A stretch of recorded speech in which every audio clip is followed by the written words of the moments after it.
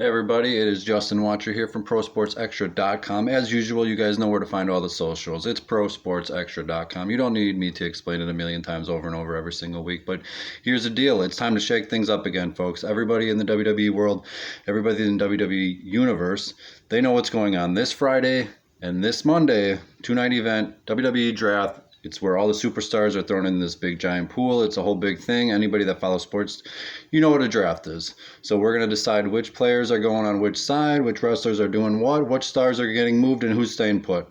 I'm going to first cover the Smackdown side, all right? So first I'm going to list a few names of guys that may be kind of done on Raw a little bit, but as always, the full column is on ProSportsExtra.com. So if you want to read everything there in more detail, it's there.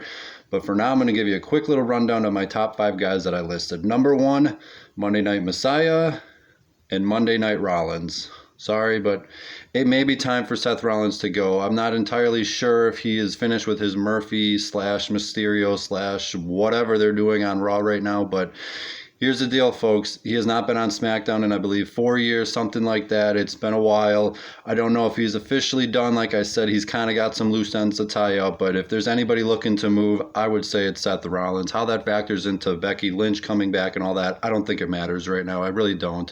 She's a long ways away from returning, as everybody knows, still pregnant. So I wouldn't even think about what Becky Lynch is doing. It has nothing to do with Seth Rollins right now.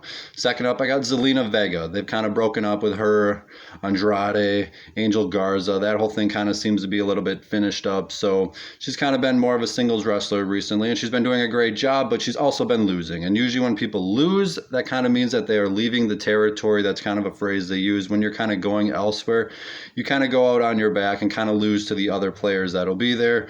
So I think Zelena Vega might be somebody kind of to look. And also, again, using the real life couple thing like Becky and Seth. If Zelena goes, unfortunately, that kind of means Aleister Black may have to go with them. But another thing to note is that they're not really traveling right now. So real-life couples don't necessarily need to be, stuck together. They don't necessarily need to be on the same brand. If everybody's in the same Florida area and they're all doing the same shows with no traveling during the week, I'm not sure it really matters.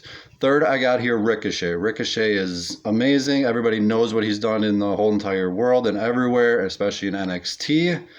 But Raw hasn't exactly gone that great for him. I know he had a title win a couple of years ago, but, that's kind of all water under the bridge right now. It's not really happening. So whether he's rumored to be leaving the company or not, I don't know if it really matters for WWE to really invest in him right now. But if somebody needs a fresh start on SmackDown, Ricochet.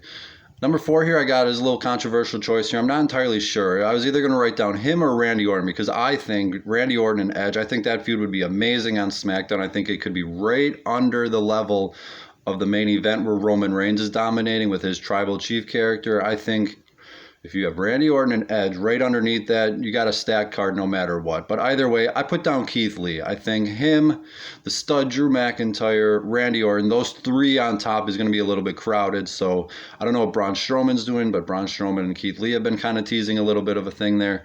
So I may be thinking that Keith Lee is the one who goes, but, time will tell. Again, Mia Yim has been on Raw recently, again, with the whole real-life couple thing that I keep bringing up. I don't know how much that will affect it or not. Again, the traveling, everyone's in Florida anyway, so it doesn't necessarily matter. But Keith Lee, he gets a fresh start on SmackDown, and hey, if we get, a little bit closer to that big showdown with Roman Reigns that was teased at Survivor Series last year, all the better if you ask me. And the last choice, it may be somebody that you would never even think of even mentioning, but I'm going to mention her, Mickie James.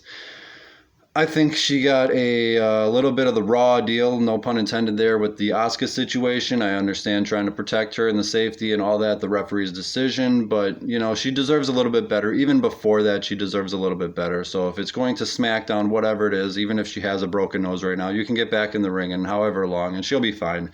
So those are 5 guys right there. I did list a few other people. I listed Johnny Gargano, Tommaso Ciampa. I also listed Candice LeRae if they are doing NXT people, but it doesn't seem like they are, and they seem to be doing their own thing right now with Indy Hartwell. So, they may be staying on NXT. They keep saying they're going to stay there, so maybe we should finally believe them that, hey, they like it in NXT, they're going to stay in NXT. But either way, I did list a few other people in there. Again, ProSportsExtra.com, all the socials, ProSportsExtra.com, everything. You guys know where to find it.